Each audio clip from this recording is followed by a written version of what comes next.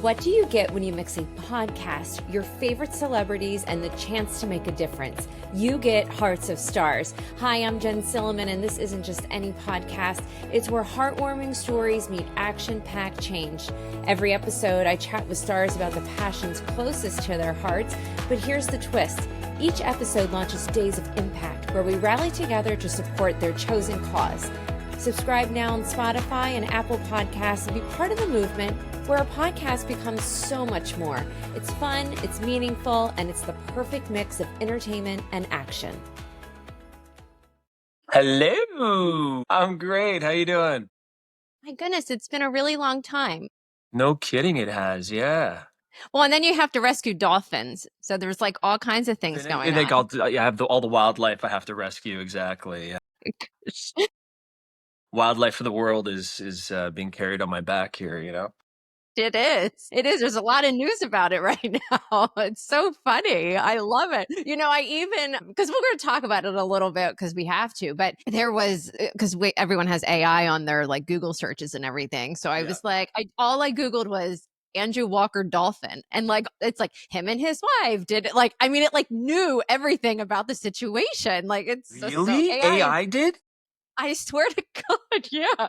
Look, okay, so let me set the record straight here really fast. Okay. So we live right next to a bird sanctuary, and there was birders that were looking out at the water. We live like right on the ocean, and they were looking out, and the tide was out, and there was this fin going back and forth, and so a group of them, I think it was around 4 of them, had walked out to see what was going on, and meanwhile, my wife and I are doing what we do. Cassandra and I, every morning, we just sit with our coffees and we have our binoculars up and we're just looking for eagles and all kinds of things. We see a whole bunch of, we got a bunch of great sightings that we see from our kitchen table here. Cassandra was looking out. She's like, "What's going on out there?" But we're both looking through the binoculars. And I'm studying right now for a new project coming up. And she was like, "I think they have like an animal or something. Maybe it's a seal caught in a net." And she was like, "Should I bring scissors out there?" And I was like, "Yeah, maybe go out there, hon, and see if they need some help or whatever." So she walked out first. Then I get a call from her, and she's like, "They have it's a dolphin that's been in distress, and they're probably going to need your help." And so I was like, "Okay." So she goes, "Move." They called the marine mammal rescue team from the Vancouver Aquarium. They're going to park their van in our driveway. So move the car out. So I walk outside. Meanwhile, the van is pulling in, and the woman walks out, and I said, "Do you need help? Like, do you want?" And she's like, "Absolutely. Always good to have more hands on deck because they're heavy." Yeah. So I walk out there with her, and yeah, lo and behold, there's around 8 of us at this point. And fortunately, there was 8 of us because these dolphins are like 250 pounds. And I think this one was, I think it was heavier than that, but they said 100 plus kilos. But they brought the tarp out. We put it underneath. It was a very rare kind of dolphin as well. It was, what kind of dolphin was it again, Cassandra? It's like a white-bellied something or other. But so we walked out there, and we all took turns carrying this dolphin back, and Cassandra was spraying it down as we were going, and it was a really magical moment. Like outside of the unfortunate news that we got the next day that the dolphin didn't make it, and we ended up finding out that it was an orca attack potentially. And then that afternoon, we're hanging out again, and we get word from a neighbor that an orca is coming through our part of the ocean here, which is a very narrow area. So, and when the water was relatively calm that day, so we saw this huge fin coming through. And meanwhile, our kids are like waiting for dinner, and we're like, "There's an orca sighting! There's an orca sighting!" Kids, there's chips in the cupboard. Anyway, so it was really Cassandra was the one that went out there initially, and then yeah, I mean, it was an amazing. You look at I think anyone, if they had the opportunity to help in some way or another with wildlife like that. I mean, dolphins are just so incredible. They're incredible creatures. They're so smart, and it was so docile, but I think also it was kind of in a bad state, so it was very calm. And wow. such kind eyes, you look at Yeah. its eyes Oh, and it's just like it knew we were trying to help it, so it just kind of yeah. gave up, you Oh. know. Yeah, so Well, it was. it's so interesting because exactly what you said is exactly what popped up on the AI. I mean, it's absolutely nuts. Like it even had what kind of dolphin it was, actually. What kind of dolphin was it? Pacific white-sided dolphin. Like white-sided dolphin. White-sided Okay. dolphin. Yeah, I mean, it's all in here. I just love it. I mean, it's crazy. But yeah, I mean, yeah, what a crazy thing to have been a Yeah, part of. Wow. yeah, So you guys are in Vancouver now we are. just because you're filming, or what is happening? Because I want to know, because you had remodeled your entire home in LA. So like what's the story? I'm like, I'm not seeing any pictures of you guys in Los Angeles in this amazing house that you like completely gutted and redid. Like what is going on? No, there's other people are in our house taking pictures. Okay. Yeah, we had the day before we left to come to Vancouver, we had the last piece of materials being put in our house, and so we had an evening of our house being pretty well finished. Meanwhile, packing everything up because we left. But what originally it was just I wasn't seeing my kids enough, and it was the blessing and the curse of what I do is just it's I'm gone a lot, and this is such a fleeting time in our lives with our kids, and I pitched it to Cassandra. I was like, hey, what would you think of moving to Vancouver? We'd always talked about it one day, and since she had sold the juice company, that was kind of the ball and chain that kept us in LA. We love LA. We love our friends, and that was the most difficult thing is taking our kids away from their friends as well. My boys were like, "Dad, I don't care if we see you. I want to see my friends more." And West jokes. He's like, "We're up in Vancouver." He talks to his buddies now on FaceTime in LA, and he's like, "Yeah, yeah, we're up here. I think we're going to extend one more year because my dad wants to keep skiing." And He's which so is not cute. it's not Totally a lie, right? not a lie. It's not a lie. I do want to keep skiing, and those days are fleeting as well. I can't do the things that I want to do forever. Right. And so this year I bought like touring equipment and all this stuff, and I've been, hiking and skiing some backcountry and whatnot. But yeah, it was just to see my kids more and spend more time with the kids. And Cassandra and I were like, we've been in LA for 20 plus years. I was in LA for 25 years. Her and I together for 18 or so, and we just wanted to switch it up, be in nature, and and we really have been. We hike 2 times a week at least, and we have our nice little hike to our coffee shop every few days, and then fortunate, but I haven't worked since I've been in Vancouver. I haven't had a job in Vancouver since I've moved here. And fortunately, this next gig that I'm doing is finally in Vancouver. Yeah. I was like, if you have to go back to LA, that's gonna just really stink. I know. I know. My Yeah. gosh. Well, usually it's like Ireland or Malta or, Oh, yeah. somewhere else, which is not bad. Not Right. bad either. Yeah, that's not bad.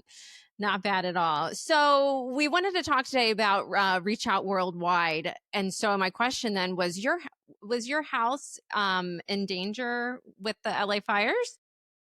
So we weren't there, obviously. We were in communication with our neighbors and our street. We have a street message board that Cassandra's on a lot. But during the fires, we also have an app that shows all the fires in real time. But when there was the Runyon Canyon fire and there was a Studio City Whitsett fire that was a quarter mile away from our house, and the embers were flying, and it was a night where the windstorm. We haven't had winds like that historically ever during fire season, especially. So it culminated. It was the perfect storm, so to speak. And so nowhere in that canyon was really safe. So was our house threatened? Yes. We didn't receive a mandatory evacuation at that point, but everyone was on standby.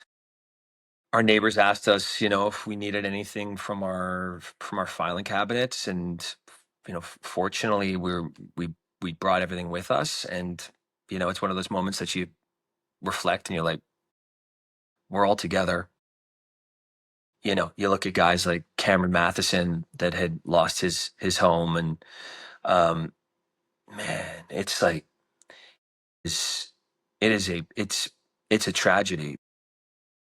And Cameron had posted this and he'd said in his most eloquent way, he was like, hey, and he became this real beacon of light and hope. He always is, right? He's just a super positive person, and he's worked it his entire life. It's not like people are like, oh, he's always been positive, but no, you work at being positive. It's a constant work in progress.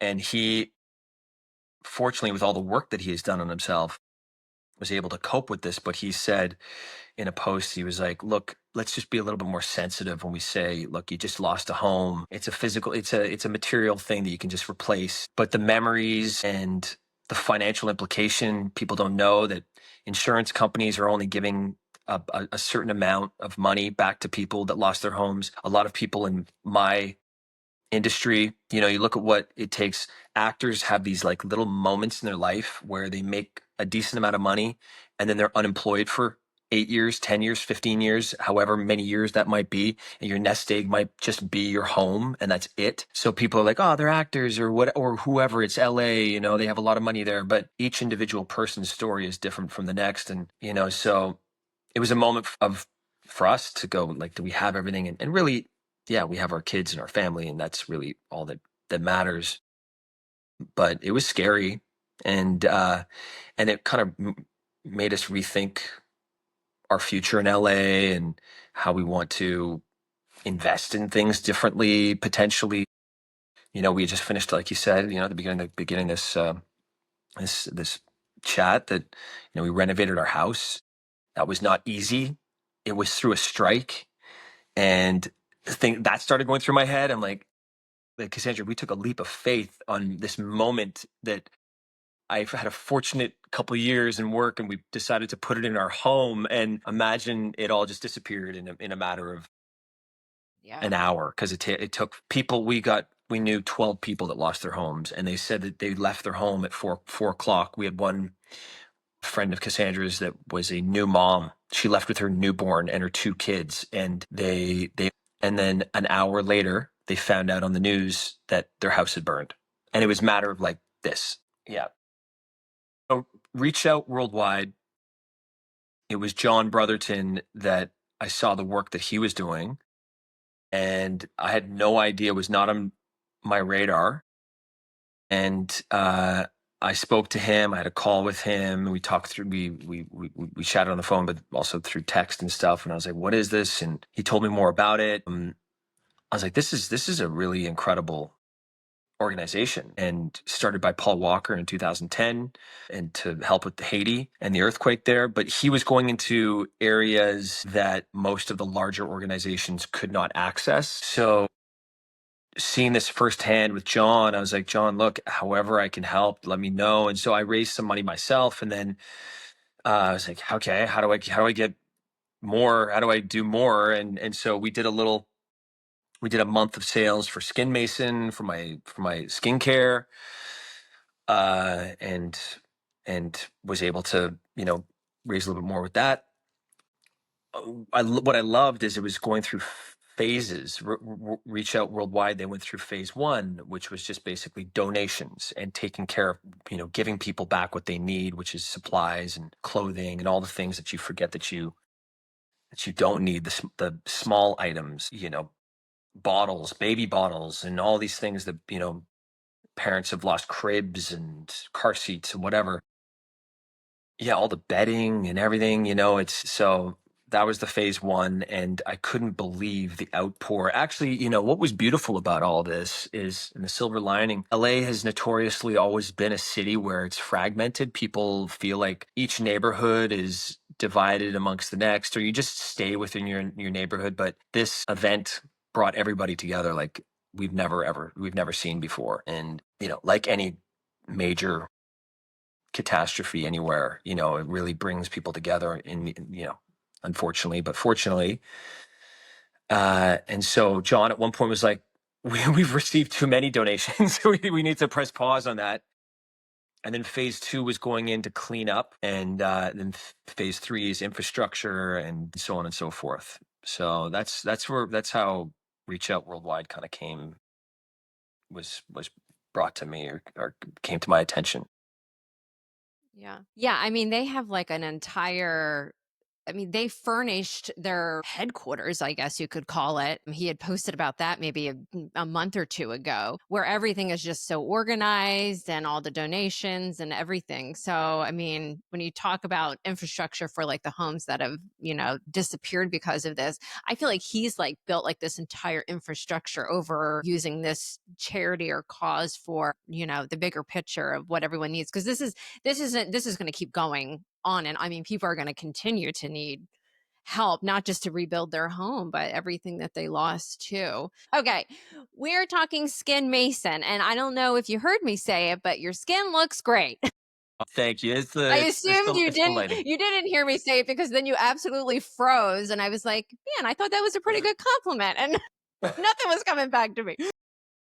I want So more. I let's want more, talk about Jennifer. it. Thank you very much about saying my skin looks great. This has been a project in the making for a couple years now. A friend of mine who's a renowned ICU doctor here in Vancouver, heart and lung surgeon, and I decided after we'd sold the juice business that we wanted to start a new project. And I have always had difficulty finding products that I like, that are easy to use, and that are effective, really. And I don't like washing my face. So I wanted to come up with something that was an exfoliant that was deep cleaned. And so we decided originally we launched with two products, just like a 1-2 punch. Since then, we've added a moisturizer, which has been our number one selling SKU, which is something that we needed, I think, as one of our core products. We have a face wash that we're going to be launching very soon, and some under eye strips as well. But yeah, we're so proud of the science behind this. It's science based. And I think like skin should be medical grade, whereas what you ingest should be organic, obviously, holistic, more ingredients. When you're looking at like the beef you buy and the eggs and all that stuff, I think people are really starting to be very specific over like where the sourcing came from. But with skincare, there's nothing like medical grade. So we partnered with a lab. So we have our own proprietary peptide called MP1. And this peptide is in our wipes. It eliminates the bacteria that forms acne. Our moisturizer is not just your everyday run-of-the-mill moisturizer. It's a bioactive cream, and it's a 3-in-1 bioactive cream. So we have the thoughtfulness that goes behind everything that we're doing. And this is why it takes so long to come out with products, is because we want each one to be so effective in its own, in what it does for the skin. We're not going to be a company that's going to pump out 10 products in a year. Each product comes out after 6 months to a year of R&D. And so yeah, it's been a whirlwind. I never thought I'd know so much about skin. I think the most rewarding part of this entire business, just like when we started our juice business, has been the reviews that we've been receiving, and hearing people say, I've dealt with rosacea for 5 years, never knew how to treat it. And your moisturizer, after a week and a half of using it, has helped clear up my acne. There's been a lot of parents that have been doing this with their adolescent kids, saying they've tried everything. Back in the day, it was Clearasil for back in the like these, but that basically just stripped your skin. That was just a chemical peel that stripped your skin, dried your skin out. Whereas our pads it is a very intricate marriage of all these ingredients that it nourishes, it builds collagen, and also it's peptides, and peptides are one of the most important things that our skin needs now. So yeah, and science has come so far since what we knew back then. So the things that we're using now, and my partner has had a relationship with Dr. Jean Carruthers, who is the founder of Botox, and she's not on the board of any skincare products, and because she's all about the science, and she feels like there's not a lot of people doing it right. And when she found out that we were using glutathione in our serum, she was like, nobody's doing this. I'm intrigued. Hussein, my partner's name is Hussein, Dr. Kanji. And she's like, I'm intrigued. Can we have a conversation? Can I get on a phone call with your lab and hear more about what you're doing? And he said, of course. So we were on a lab call together, and she immediately after the call, she goes, if you guys want me on your board, I'd be honored. And glutathione, I don't know if for listeners, if they know what that is, it's the most powerful antioxidant out there today. So my partner uses it when he's liver It regenerates cells, so it's like one of the most powerful cell regenerators internally. So we were like, what if we use it externally? And there's a few people catching on now, and there's some really high-end skincare brands that are using it now. But I think the beauty of what we're doing is we want it to be accessible to everybody. And really, our serum should be a $250 serum, but we're selling it for $70, 75, I think it's 75, $80 on the website. Um, and our moisturizer the same. It's an extremely approachable price point for the power packed ingredients you're getting in our. Yeah. Yeah, and people sometimes forget that the skin is the biggest organ in the human body. So what Yes, you're they do. putting on it, it makes I mean, there's lots of studies on that. I remember, and this was, oh gosh, this is a while ago, but there was a company that came out called Beauty Counter, and they were like multi-level. They were like one of those, like, well, they claim not to be one of those pyramid things, but they Okay, yeah, kind of were. And I sold for them for a little bit, but that was their whole shtick was, your shampoos and conditioners, all these things that, you don't realize how much you put on your skin every day, washing your hands, the moisturizer that you're using, the sunblock that like all of that stuff, it adds yeah. up. And so, they were doing studies on how it affects hormones and infertility and, all of those things. And, you forget about what you're putting on your skin. So because of that, I have been mindful. But yeah, I mean, if you're washing your face every day with something that's, that's got chemicals in it, you're ingesting that, you Absolutely. wouldn't eat it. And that So day you're putting it on one, your when we skin. knew we were starting this, when we knew we were starting this company, and I totally agree.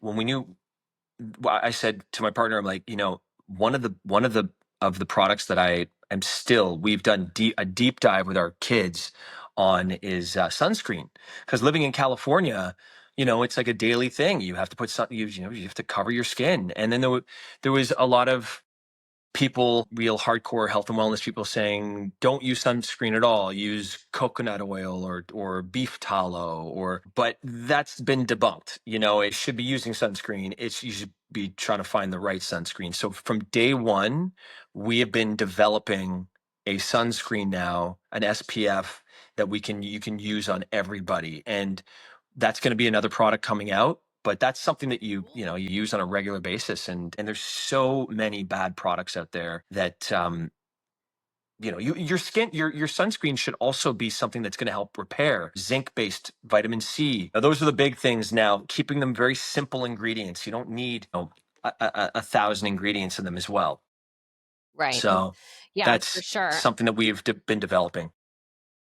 And I'm super sensitive to sunscreen. And I think it's because of just the nature of when you use it. It's hot, your pores open, you're sweating, So there's a lot of sunscreen that despite what was in it, I couldn't use it because my skin just got real sensitive to it. So, Yeah, well, for me, that's it's like exciting. it's a balance between dry as well. Like I sweat so easily, I run hot.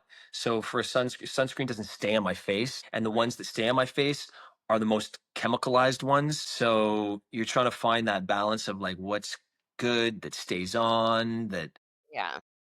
feels good. Yeah. Yeah.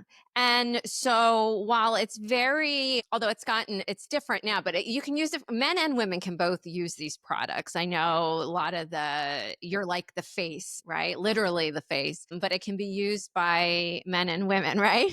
So she was a hard sell. Uh, I'm her husband, and she's like, "How could you create a product that is better than the ones that I'm using?" Cassandra was the most difficult sell, but after months of me in R&D using our products, she was intrigued. And at the very beginning, it was probably something that we should have done a little differently in our marketing. But my partner and I were like, look, the skincare market is so big. How are we going to penetrate it? And, when you're up against the L'Oreals of the world and um, Kiehl's, and so we were like, let's just go for guys first. Then we were like, wow, guys are getting their girlfriends onto our products. They're starting to be intrigued about what's in your serum, what's in your moisturizer, and started realizing it's the same stuff that's in their skin SkinCeuticals or most of the ingredients. But we have our own. It's our own proprietary blends, but it's similar, and you're talking about a $200 product compared to an $80 product. And then we've added glutathione and we've added these other ingredients that aren't necessarily in the other ones. The it's just the normal trend of when a company gets really big, they start cutting corners a little bit. And we're at a place where, and we've made it also our ethos and our core, our core why is that we want to come out with something that is elevated, that is better than anything on the market, that we stand behind. And so it's been amazing. Girls now starting to say, and we're actually in a bit of a brand refresh right now because we want to open it up a little bit more and we want to make it feel a little bit more elegant and elevated, and have women that are on the fence say, okay, no, this is something for both of us. Skin is skin, right? Different variations of like dry skin, oily skin, that type of skin, but everyone's skin's 3 layers, and it's an organ, and most of the time needs the same things. So Yeah. yeah. So we've had so many girlfriends and wives and partners using our brand now, which is Yeah. nice to see. Yeah, brand refresh. Need to add some pinks and some flowers and make the bottles pretty. That's Exactly. Yeah. that's where our eyes go right away, is to the packaging. We're like, does it look good? Okay, Yeah. It's Oh, funny when we that's were going funny. through like our product, our branding at the very beginning. We're like, okay, men's product, and we started looking at all. It's just basically like blacks. Huh? White bottle It's with like, black light. yeah, that's it. And we're like, we don't want to go down that route, so that's why we came out with the dark green and the cream color, and we do have a black bottle, but um, yeah, all of our products are going to be different colors and That's a little more eye catching. Yeah, more eye catching for the ladies. Talk a little bit. I did before. I want to touch a little bit on your travel, because I've been living vicariously through both you and Cassandra's Instagram, because you guys have been. I feel like you've been everywhere, and I just and living through Wolf and West. I mean, like, how amazing are these experiences that your kids are having? I'm just like, I love it all so much. What has been your favorite place that you've been? Because I feel like you've been many different Oh places. wow, yeah. Well, look, Instagram is a highlight reel, so there's I all the in know. between moments that people don't see. Right. The You meltdowns. know, yeah, the meltdowns. Did we start them young? Like, did we Wolf more so? Yes, Wolf was young when we went to Italy, and it was he was in a tough stage, in his life. West and I would go into the museums. Cassandra had already been to some of the places we had traveled to in Italy, so with a girlfriend of hers, so she'd already gone to these museums. So West and I, we had this little uh like an Easter egg hunt, or not an Easter egg hunt, but like what do you call it? A scavenger hunt. Like a Scavenger hunt. scavenger hunt. Yeah. Yeah, Matt, we had these like scavenger hunts that people had given us for kids to cross things off, and you take pictures in different parts of Italy and in front of these monuments and whatever, statues and stuff. So West and I went off and did some things, some sightseeing together. But we had, look, you never spend that much time with your children. And I think that's the beauty of travel. And you don't put yourselves in these positions of like, your kids are glued to you because it's the world. They start realizing the world is big and it's unsafe, and it's not like they're used to. When they get used to their surroundings, that's when they start to go, oh, I don't need you, mom and dad. I'm gonna walk over here. But when you're traveling, your kids are like next to you because they're like, it's just, there's so many tourists and there's high traffic areas and different languages, and so it's a such a blessed time that we're able to do this, and we're able to, Cassandra, and we're like, it's not going to last forever. Let's just do it while we can right now. And you learn so much about each other, about Cassandra. We learn about so much about each other as well. Cassandra and I on our travels about how we're Yeah. coping with meltdowns or whatever. And also, we're big on food, broadening their palates, and that's been Mhm. amazing. But I guess it's tough to say what our favorite places have been, I think each individual spot has satiated something for us. It's we have traveled. The Italy trip and then Thailand last year was with the same group of friends that we have that are big travelers. When you think, our Instagram is, a lot of travel, Yeah. they are.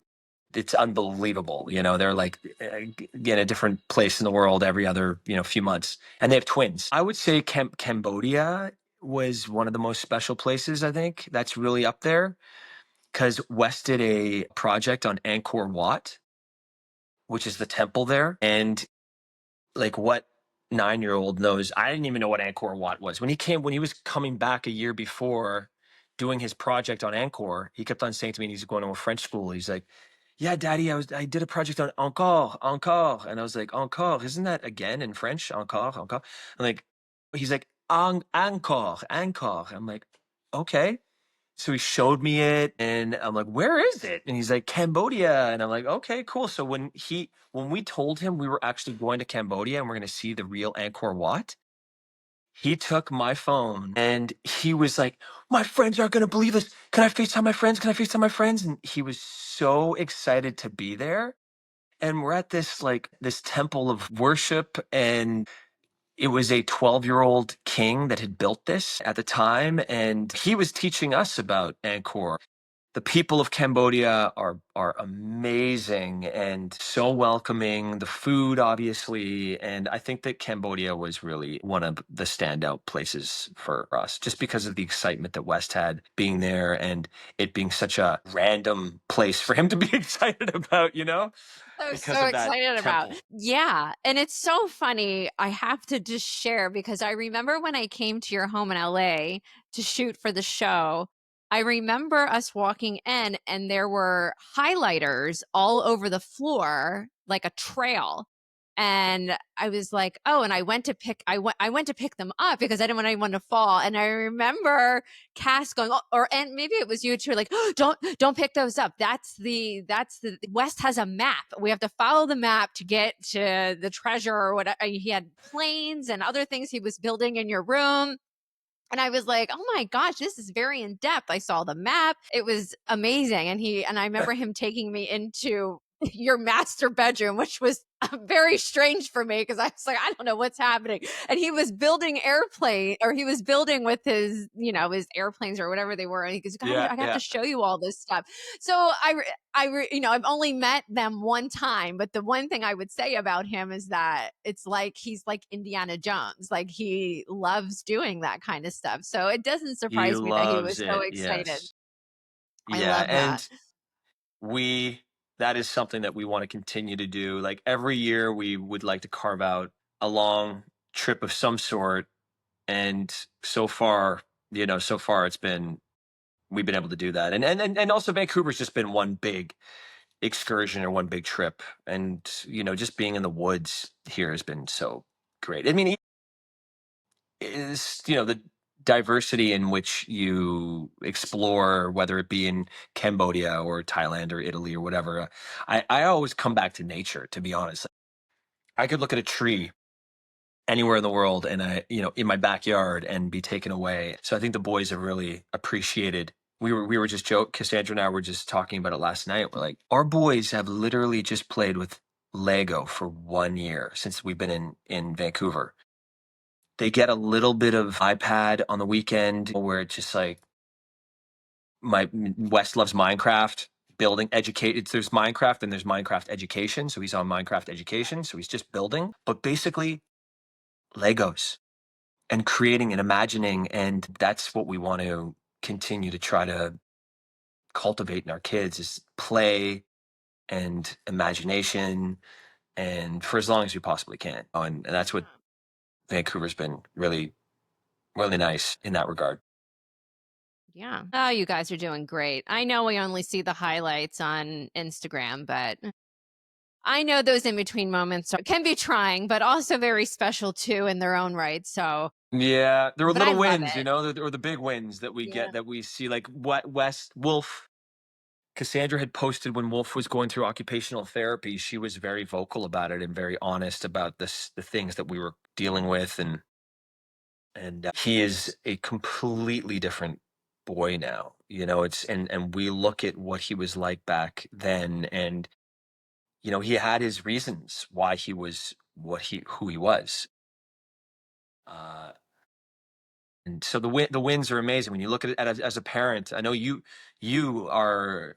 You are an inspiration to so many people with what you go through as a mother and what you've dealt with your entire your life. So look, being a parent, and I've been doing all these cameos recently to moms, and it's the most selfless job. It's the most selfless job, and you don't get any kind of medal or reward for it, and where you should.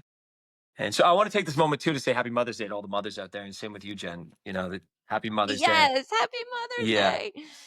Yeah. Yeah, for So sure. just the Yeah, little it's wins, it's it's not it's amazing. not easy. Little wins, that's right. It's the little wins. And I mean, and it's just being mindful. I had always had a problem with like living in the now. It was always like, what's the next thing? What's the next thing? What's the next trip? Always. And it's like, my goodness, like I need to just sit in what is going on like right in front of me right here right now. And I think to do that you have to change your environment, right? I mean, you can't really do that when you're binge watching shows and all of that. So I've gotten like really used to just going outside, and I've befriended a lot of squirrels in my backyard who seem to all love me, and they come to my door every morning and I feed them by hand. And I'm looking at the tree in our backyard, and I used to hate it because all the leaves would fall off. But I got a leaf blower. So now I can just blow the leaves and the tree is beautiful. I mean, it really is all about like perception, right? And Yeah, how it's all you about look at things. perception. It's Yeah. like, this is where the birds live. And, so Yeah. I have been working on that when you talk about like always working on being positive, and it is an ongoing process. I mean, it's so easy to fall back into those old routines of just, being a zombie in front of the television or your phone or, any of those things. So, Yeah, which yeah, is just not bad really either. I mean, sometimes people, no, we need sometimes to we do that need as that. well. 'Cause we just scroll, and I find a lot of stuff on Instagram hilarious. I follow like it's skiing and like prank and comedy, just little things that people are doing on each other, and hockey. But Yeah, and yeah, hockey. sometimes Yeah. you need that as well. Yeah. You don't need to force that either, right? So I talk about this with Nikki a lot, and it's 14 minutes is of silence is actually what you need a day in order to just like exercise being present. And if that's like just nothing, or if it's I listen to binaural beats, which is a binaural Mhm. on Spotify, the focus or Yes. meditation when I'm around the house, and 14 minutes of that sitting in an upright chair or in my bed and just going black in my head. And all of a sudden, I just like reset myself and I clean out the closet. And all of a sudden, I'm like, I have a whole new approach to my day and appreciation for my day. And I'm able to like, be more receptive to my kids and my wife. And Right. I need to continue. I need to exercise being receptive to my wife. I need to listen more. That's my thing. Listen more, right? But yeah, Ah. Did you also know that you need 8 hugs every day? yes, I did. I've heard this. And also, Yeah. 20 seconds a hug, right? It's like a long Yes. period. It's a Yes. long hug. Yeah, it's that body to body contact and just, that just feeling somebody else and being still with them. So I've been trying to do that too. I don't know if cats count because my cats don't like to be hugged, but I've incorporated them into the process. They don't love it. But Does yeah, any so I've cat been like to trying be to hugged? do. I don't know. Actually, Yeah, I don't one think of they're my cats is pretty docile. The other one would claw your face off. So yeah, but yeah, 8 hugs, 20 seconds long, and 14 minutes of silence, which really isn't a lot when you think about it. And that beat thing that you were talking about, I just started doing that, which I great. love. I read a lot about that for people with like ADHD and things like that can really like center them. And it does work. It's good stuff. It's Yes, it really good does. stuff. All right, Andrew Walker, thank you so much for coming back to the Hearts of Stars podcast. You have been on every iteration of this show, so I always appreciate your time so much. So thank you. And every time it's as special as the next. So thank you very much for always thinking of me and having me on the show, Jennifer.